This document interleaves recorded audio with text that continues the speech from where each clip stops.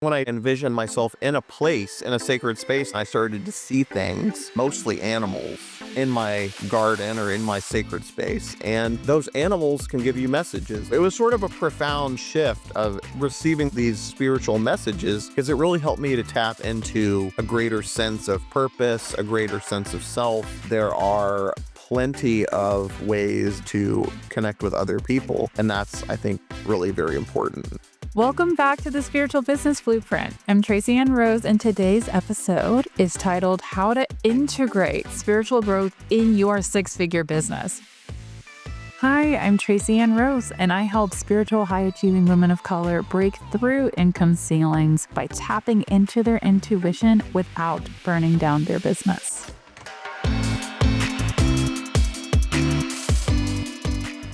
I'm joined by our wonderful guest, Jason Eagle, and today we're talking about how to continue growing spiritually right along with growing the income in your business. Be sure to stay to the end because I'll be sharing how you can double your income from last year. Jason, it is an honor to have you. Thank you for being here. Just for a little bit of background, in case you don't know, Jason is also my husband. So I'm so happy to have him on the show. And I want to do a quick introduction for Jason, our wonderful guest. Jason Eagle started his advisory practice, Eagle Wealth Consulting, in 2020 and has grown it to $45 million in assets under management. He has a passion for helping people. He has dedicated his practice to helping people retire with confidence. Jason, tell us a little bit about yourself for those who don't live with you. Yeah. So I have always had a passion for helping people and working with individual people. And I wanted to be a psychologist at first, be a therapist and work with people individually. But I had a mentor in college who kind of steered me in the direction of financial planning and put it into the context of that you can help people in the real world to actually change their physical circumstances as well as provide the sort of emotional support. And I think that the great thing about working in this field is working with individual people is that people are spiritual. Like people have more going on than just what's physically there, what their resources are. They have different goals, charitable organizations that they want to support, family that they want to support. And also many times you have to take them through a bit of a journey for them to feel comfortable making choices and decisions around their money that could be very long lasting. And I mean, I think the main spiritual principle or, thing that most people struggle with is to go from working to not working and suddenly from saving to spending. And it freaks people out to sort of make that decision. But what I'm able to do is I'm able to help people to really do a deep dive on their situation and understand what are their physical limitations so that then they can then take, the money and live the best life that they can. So the goal is to help people spend more money, but also spend it in a way that is aligned with their goals, with their values. Not just buying Lamborghinis or whatever because they can, but helping the next generation or building charity. There's a lot of different ways and things that they could do that isn't just pure spending for themselves. And you've done a lot of work also with younger clients. Like, yes, you work with people who are ready to retire, but I've known that you've also done work with clients who are millennials, who are younger, who are building wealth and wanting to make sure that they can, as you're saying, live an aligned life.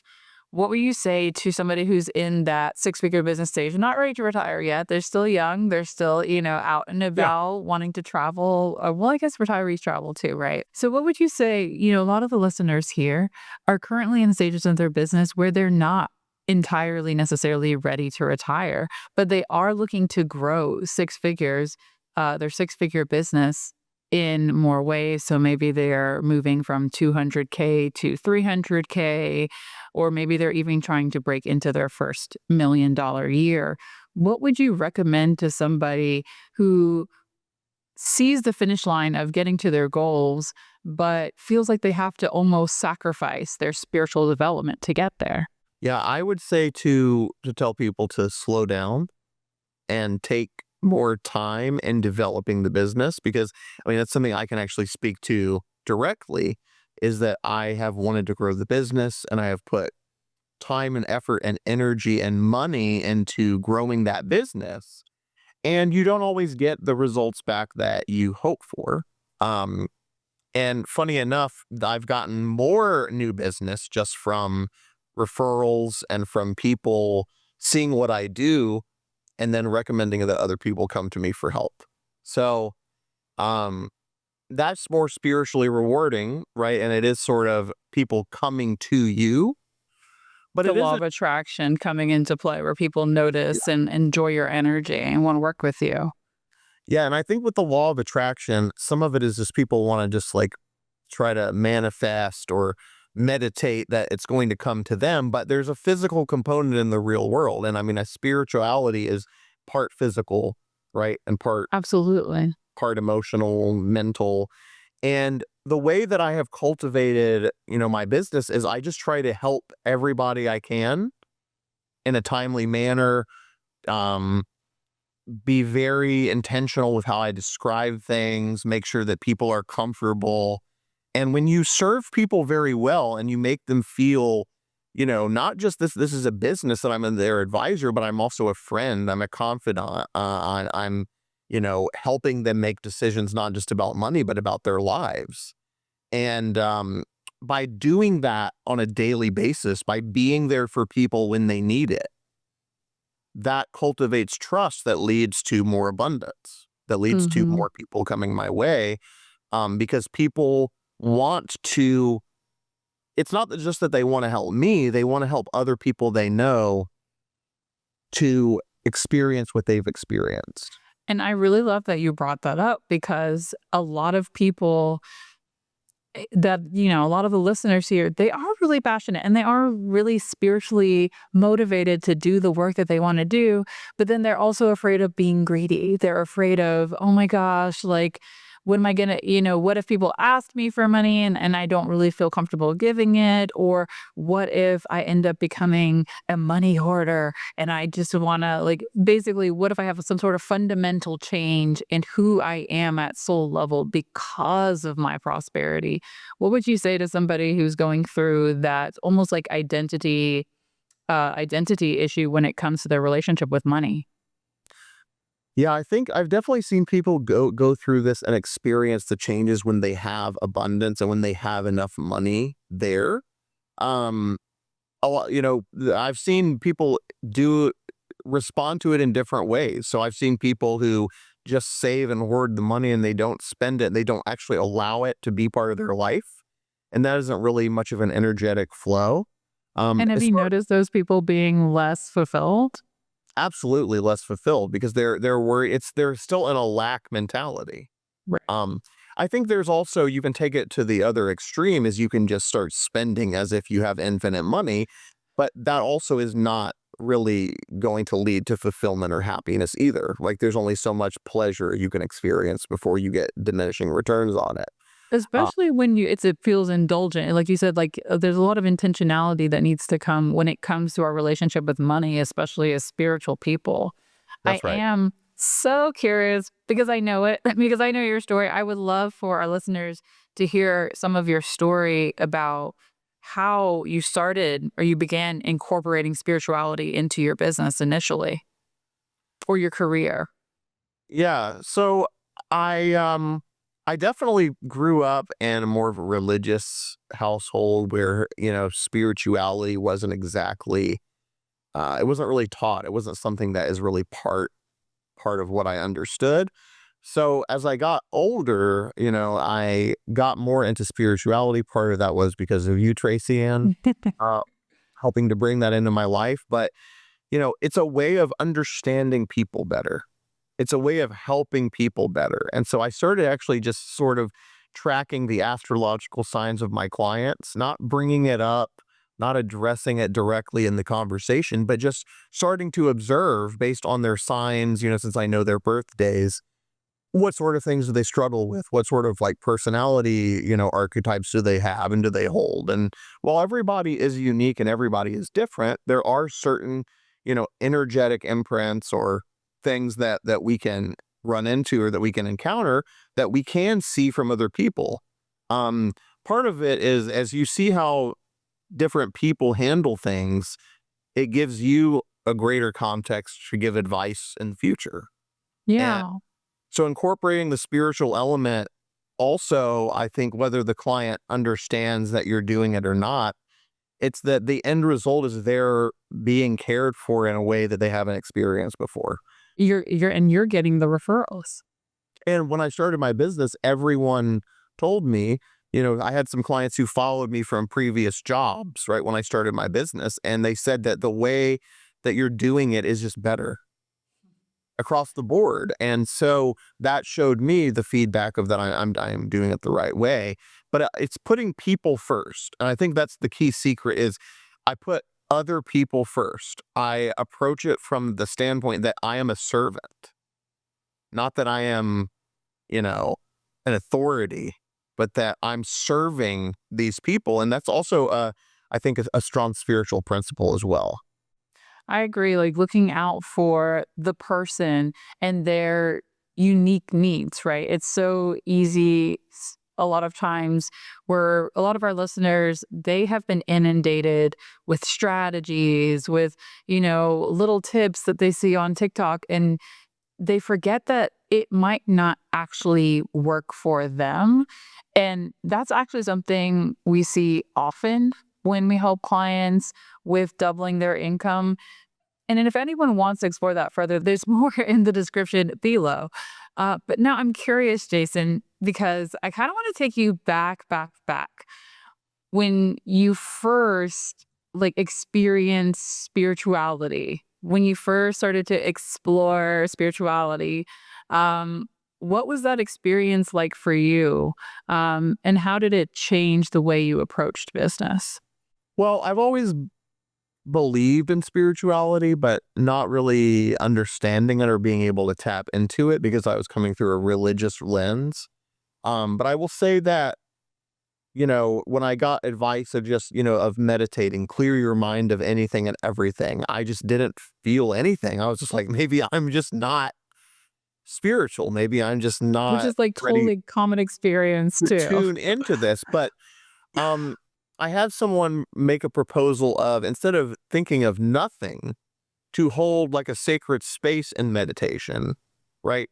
And when I did that and I envisioned myself in a place, in a sacred space, and that was sort of a framework in my mind, I started to see things, mostly animals, in my garden or in my sacred space. And those animals can give you messages. And I mean, different people get messages and energy in different ways. Some people think it might be a little cuckoo or new age, but I No think one here is worried about that. right. More and more people are, opening up about the energy and about these things that there's more than we can see with our naked eye. And I mean, the science backs that up as well. And so it was sort of a profound shift of receiving these spiritual messages because it really helped me to tap into a greater sense of purpose, a greater sense of self. And I think it also takes a little bit of the pressure off of that. You are in a world with other people. And, we are, even though American society as it stands now is very individualistic, there Yeah. are plenty of ways, to connect with other people. And that's, I think, really very important. I happen to be in a job where I connect with other people individually. But I think that what comes with that is also sort of a sacredness that even though you're a business, you're not like a corporation. It's, you Mhm. still have to see the human in front of you and respond to them. And I think that's how you stay in alignment. Yeah, and I remember what you're saying about, like, seeing the other person in front of you, like you said, that creates such a bond that they trust you, they like you, they know you, and then they feel safe. They feel safe to make these larger investments. They feel safe, and that's part of how you can grow your six-figure business is by creating a sense of, like you said, like that trust and that safety, making the service itself bespoke, very very sacred.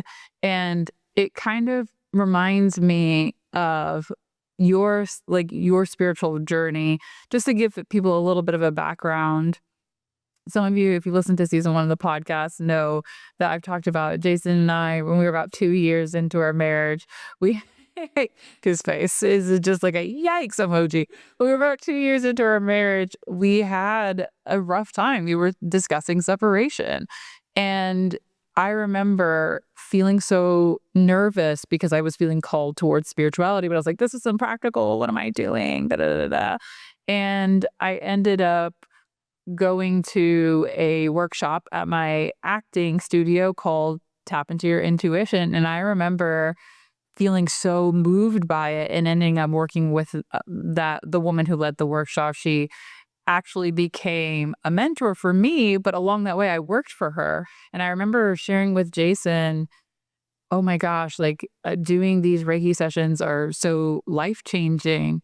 What was your first life changing experience with Reiki?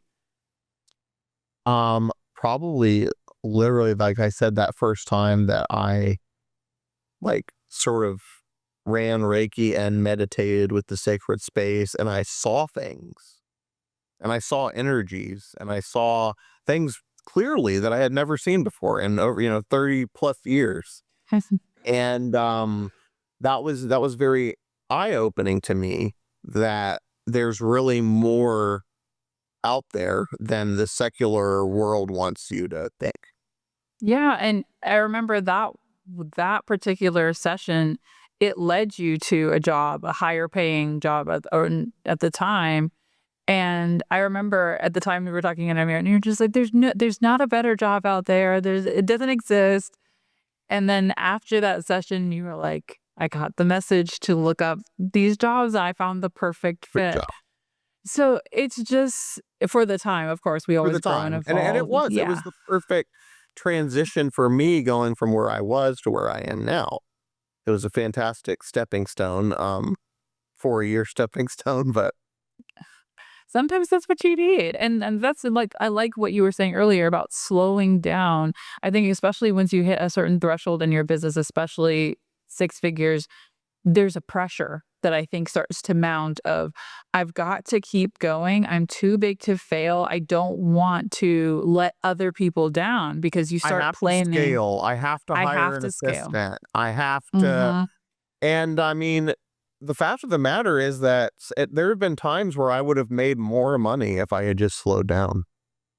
And that's what I love that you say that, like, this it's so important for people to recognize that Jason and, just to give we love astrology here, like, both in our home and on the podcast.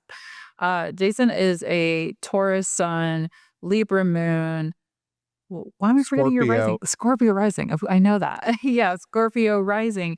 And so it is hard to slow down for you. Like, you have a very passionate energy, but it sounds like you found when you do need that rest, like, what's an indicator that you would say for someone to look out for if they feel like, oh, I just gotta push a little bit more, but maybe their body is telling them something different. Maybe the people around them are saying like, hey, you're not quite yourself. What are some indicators that you would tell people to look out for when they're starting to veer down the path of burnout, essentially?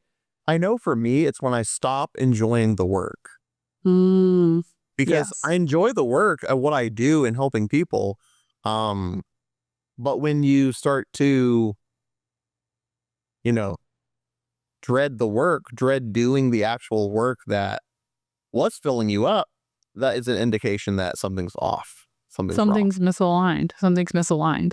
And I mean, I Um, also wanted to say that this year with the fire horse energy, it isn't just about moving fast. Like horses don't just sprint nonstop Constantly, consistently. yeah. They have the capacity to make very quick movements, but I think people are going to get more out of it if they rest and they take more calculated moves. I think that's probably the thing that I would say is my biggest mistake, is not making as calculated moves, trying to make moves that I feel pressured into or I think I have to do at this time. Um, if you slow it down, it doesn't always mean that you will limit your success. You could I create love more that. space for that success to come in. I really love that, and, from what I know about horses, they whenever they sense, like, a storm coming, they rest. They hunker down. They don't say, "Oh, well, let me eat all this and, like, run a mile before I, rest." And they also bond together in times of stress. So I think there's a message also in the importance of community and the community that you build in your business. I would like to get a little woo with you. Um, if you had to choose, because a lot of your gifts involved shamanic gifts in terms of animals, what animal would you say for people to call forth if they want to build forth, like build their business, like maybe get a little figurine or start meditating on the animal, thinking about it or noticing when they see a sign related to it? What animal would you recommend for 2026? I'm gonna go ahead and, triple down on my theme of slowing down and say the turtle. Oh, The turtle, in Native American mythology is also, known to like carry the world on its back, right? yes. And it's about, you can build on the turtle because it is slow, it's steady, and it's strong. It's a strong foundation. And so I think that would be a pretty good one for this year I to love that. kind of supplement the fire horse energy. Beautiful. I'm so glad that you were able to be a part of the show, Jason. It has been an honor. If My today's pleasure. episode, I'm sorry, I cut you off. Say that again, It's my please. pleasure. Aw. If today's episode resonated with you and you're ready to double your income, I want to invite you to our special masterclass called Self Trust and Sales for Trailblazers Make 10K Months Inevitable. And it's designed for high achieving women of color entrepreneurs, coaches, and healers. It helps them break through income ceilings and reconnect with their intuition. You'll find the link in the description to sign up, and you'll also receive a freebie if you attend live. Thank you so much for listening, and I'll see you in the next episode. Bye.